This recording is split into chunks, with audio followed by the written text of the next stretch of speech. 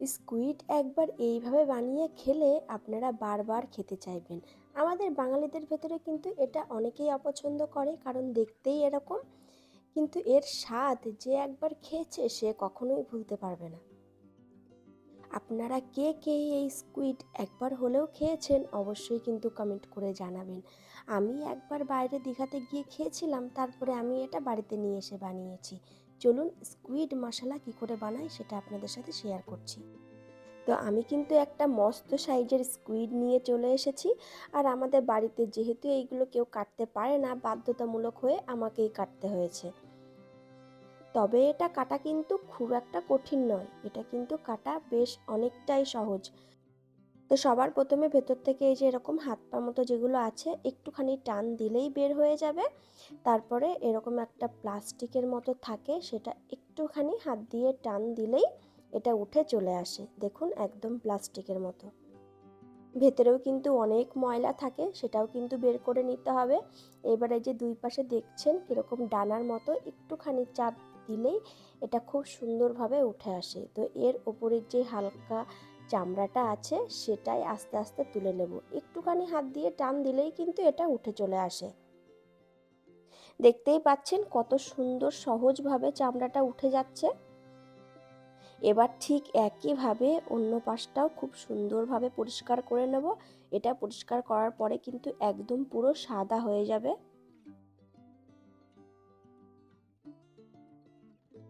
তো আমি কিন্তু খুব সুন্দরভাবে পরিষ্কার করে নিয়েছি, আর ভেতরটাতেও কিন্তু অনেক ময়লা ছিল, সেটাও পরিষ্কার করে নিয়েছি। এবার খুব সুন্দরভাবে একবার ধুয়ে নেব। এখানে খুব ভালোভাবে আমি ধুয়ে নিয়েছি, যদিও বা কাটার পরে আবার আমি আরেকবার ধোবো। তো এবার আমি সুন্দরভাবে কেটে নেব।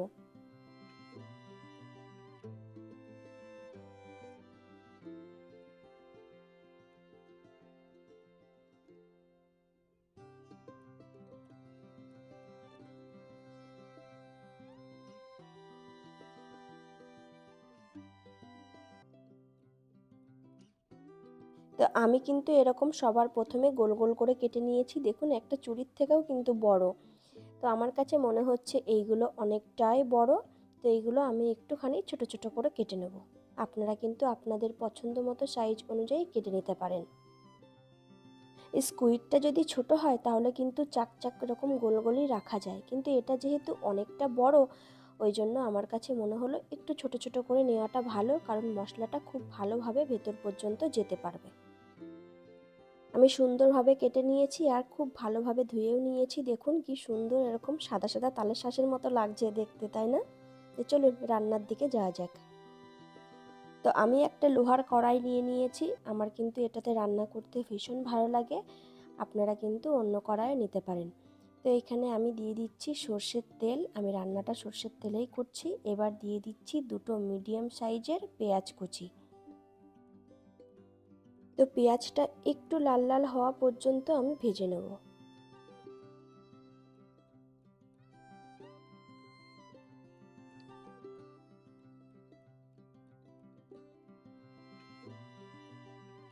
তো পেঁয়াজটা কিন্তু অনেকটাই লাল লাল করে ভাজা হয়ে গেছে। এইবার আমি দিচ্ছি এখানে দুটো ছোট ছোট সাইজের কেটে রাখা টমেটো কুচি।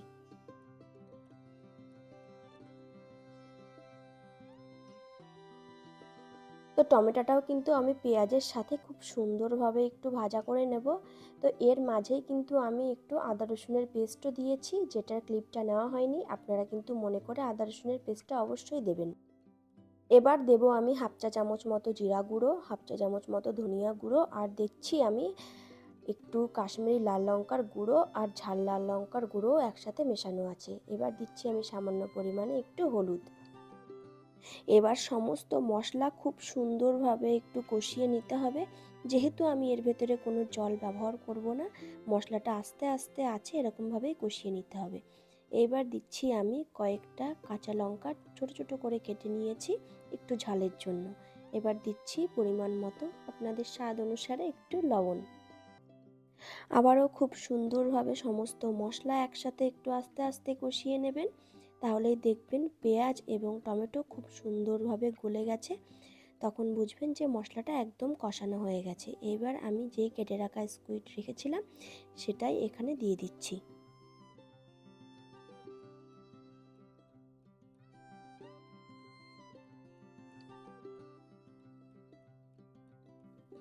এবার কিন্তু আস্তে আস্তে সমস্ত কিছু ভালো করে কষিয়ে নিতে হবে। এখানে কিন্তু কোনো রকম জল লাগবে না, একটু সময় নিয়ে কষাবেন, দেখবেন পুরোপুরি সিদ্ধ হয়ে গেছে।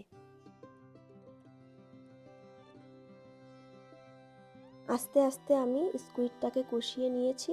স্কুইডের সাথে মশলাটা কত সুন্দরভাবে লেগে গেছে, দেখুন অনেকটা ভাজা ভাজা হয়ে গেছে। মশলা স্কুইডটা কিন্তু অনেকটাই রেডি। এইবার আমি এর ভেতরে দেব একটু পরিমাণে গরম মশলার গুঁড়ো। আর আমি এখানে দিচ্ছি যেই আচারের যেই লঙ্কাটা হয়, লাল লঙ্কা, আমার বাড়িতে ছিল, আমি একটু দেখতে সুন্দর লাগার জন্য এটা একটু গোল গোল করে কেটে নিয়েছি, সেটাই দিয়ে দিচ্ছি, দেখতে যেন একটু সুন্দর লাগে। আপনারা এটাকে কিন্তু স্কুইড মশলা, স্কুইড কষা, স্কুইড মশলা ফ্রাই, যে যেরকম নাম দিতে পারবেন সেরকম নাম দেবেন। লাল লঙ্কাটা দেওয়ার পরে দেখতে কিন্তু বেশ অনেকটাই সুন্দর লাগছে। এইবার কিন্তু আমি ওপর থেকে একটু একদম ফ্রেশ ধনিয়া পাতা একটু কুচি কুচি করে রেখে দিয়েছি, সেটাই ছড়িয়ে দিচ্ছি। এটাতে কিন্তু যেরকম স্বাদটা বাড়াবে, সেরকম কিন্তু দেখতে আরও ভালো হয়ে যাবে। তো এই স্কুইড মশলা ফ্রাইটি একদম কিন্তু তৈরি হয়ে গেছে, চলুন আপনাদেরকে সার্ভ করে দেখাচ্ছি। আর আপনারা স্কুইড মশলাটা যেরকম নানের সাথে, রুটির সাথে, লুচির সাথে কিংবা জিরা রাইস, যে কোনো আইটেমের সাথে আপনারা সার্ভ করতে পারেন। তো অবশ্যই কিন্তু একবার হলেও এটা ট্রাই করবেন যদি আপনারা কখনো স্কুইড নিয়ে আসেন। আমাদের এখানটাতে যদিও বা এটা কম পাওয়া যায়, কিন্তু যারা সমুদ্রের পাশে থাকে তারা তো এটা খুব আরামসে পেয়ে যাবে। তো অবশ্যই কিন্তু আপনারা একবার হলেও এই রেসিপিটি ট্রাই করবেন, আশা করছি আপনাদের অনেক পছন্দ হবে। তো এটাকে আরেকটু এনহ্যান্স করার জন্য আমি ওপর থেকে আরেকটু ফ্রেশ ধনিয়া পাতা দিয়ে দিচ্ছি। এবার দেখুন স্কুইড মশলাটা কেমন লাগছে দেখতে। আপনারা কিন্তু যে কোনো আইটেমের সাথে সার্ভ করতে পারবেন। কে কে এটা খেতে পছন্দ করেন অবশ্যই কিন্তু আমাকে কমেন্ট করতে জানাবেন না। আর অবশ্যই একবার হলেও আমার এই রেসিপিটি আপনারা ট্রাই করবেন। যদি আপনাদের আমার এই রেসিপিটি ভালো লাগে তাহলে অবশ্যই কিন্তু একটা লাইক, শেয়ার, কমেন্ট করতে ভুলবেন না।